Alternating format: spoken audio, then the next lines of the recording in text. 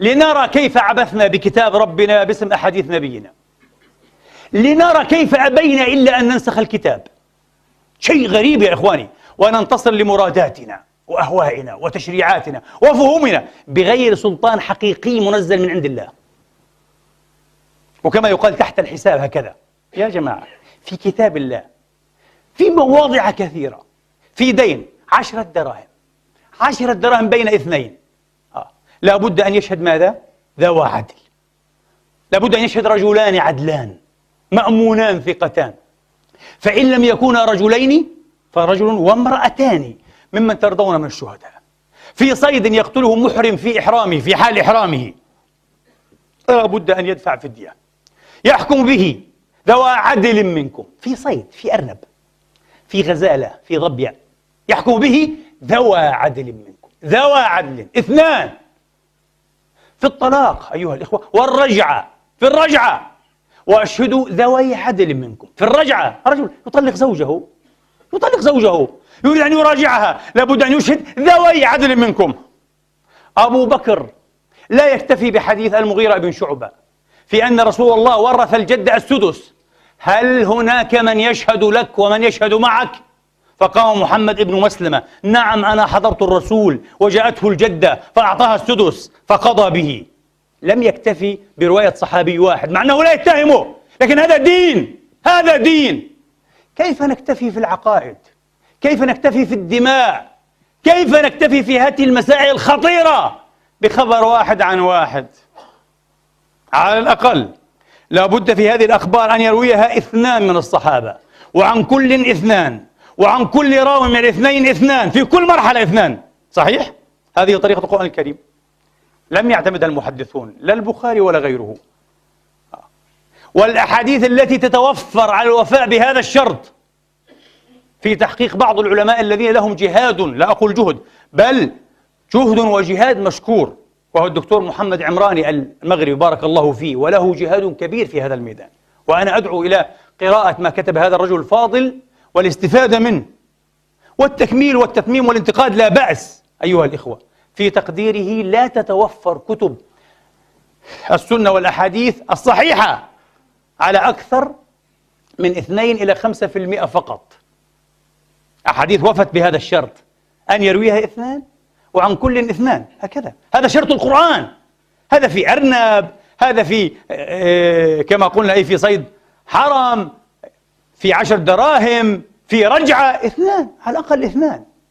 وطبعا بديهي، وهذه من عندي، أن رسول الله صلى الله عليه وسلم بديهي أنه لا يليق ولا يسوغ أن يخص أحدا من أصحابه بأسرار الشريعة. ما فيه، هذه شريعة لابد أن يبلغها ليس لصاحب، لا لعلي ولا أبي بكر، لجملة الصحابة.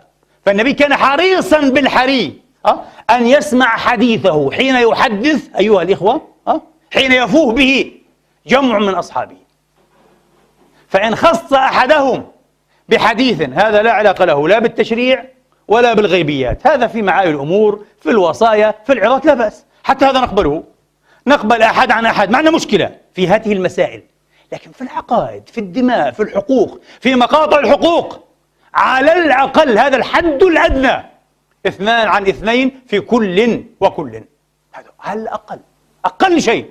وهذه طريقة قرآنية، وطريقة بكرية وعمرية وعلوية، هكذا. عمر كان نفس الشيء، لا يكتفي بحديث صاحب واحد حتى في آداب الأمور. أبو موسى الأشعري حين حدثه أنه سمع من النبي أنه قال: إذا استأذن أحدكم على أخيه 3 فلم يؤذن له فليرجع. قال له: لا تأتيني بشاهد. شو كلمة، من وين جبت هذا الكلام؟ يا أخي أبو موسى الأشعري هذا صاحب القرآن، هذا دين، من أين سمعته؟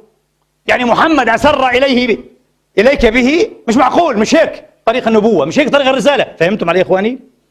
يقول لك العقل، هذا العقل الشرعي الذي يحترم الشرع ويحتاط لشرع الله، ليس العقل الذي يستقيل فيعبث بشرع الله وبدين الله. قال لك عندنا أحاديث الرجم متواترة، لو مكثتم إلى يوم الدين، ومن هذا المنبر أتحدى لن تثبتوا هذا. علموا الناس، قولوا للناس، وسأقول هذا في درس مقبل إن شاء الله، في محاضرة، في خطبة مقبلة، قولوا للناس ما هو المتواتر بالضبط وما هو شرطه. ونقول لكم: لو استعنتم بالإنس والجن على أن تثبتوا أن أحاديث الرجم متواترة لن تستطيعوا، وهذا تحدي من هذا المنبر الكريم إن شاء الله تعالى. وإن أثبتتم نحن أول من يخضع، ولكل مقام مقال. لماذا؟ من أين يا أبا موسى؟ أو لأجعلنك نكالا، قال له لأعاقبنك ولأنزلن بك عقوبة تكون نكالا لأمثالك ممن يتجرؤون أن يحدثوا عن رسول الله ويرفعوا إليه الخبر دون برهان وسلطان. أبو موسى بغض النظر قال له أما إني لم أفعل هذا اتهاما لك، لكن هذا دين. قال له دين يدخل منه صالح. وبعدين الإنسان عرضة، الإنسان هدف للنسيان، أليس كذلك؟ وللوهم ولسوء الفهم ولسوء السمع. غفر الله لفلان، تقول عائشة، أخطأ سمعا فأخطأ فهما. هو ما سمع مليح، هو ما فهم مليح. بصير هذا الصحابي مش معصوم، مش كمبيوتر هو، ولا مش صحيح؟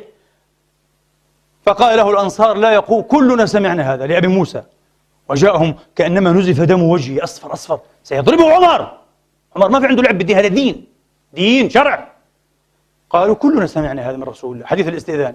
ولا يقوم معك إلا أصغرنا، قم يا أبا سعيد ابن سنان الخدري رضوان الله عليه. فاكتفى عمر بهذا، قال له هذا الدين تثبت. لماذا لم يتثبت أئمتنا على هذا النحو؟ لماذا لم يشترطوا في كل طبقة، في كل مرحلة، أن يرويه اثنان على الأقل، على الأقل، وقبلتم بالواحد وأتيتم بأدلة كثيرة؟ لا تكفي، لا تكفي. إنها تخالف روح القرآن وتخالف هدي الراشدين رضوان الله عليهم. ثم وسعتم الدين وبعجتموه وبسطتموه وجعلتم أيها الإخوة ما اكتفى به القرآن غير كاف. قلت لا، هذه أركان الإيمان لا تكفي، بدنا ندخل معاها الدجال، وندخل معاها المهدي، وندخل معاها عودة عيسى ابن مريم، ومن أنكر فقد كفر. يا جماعة يا جماعة، اتقوا الله في دينكم، اتقوا الله في كتابكم. أخنيتم عليه، والله العظيم أخنيتم على هذا الكتاب، افتأتم. لا يجوز، لا يجوز، ما هكذا، ما هكذا.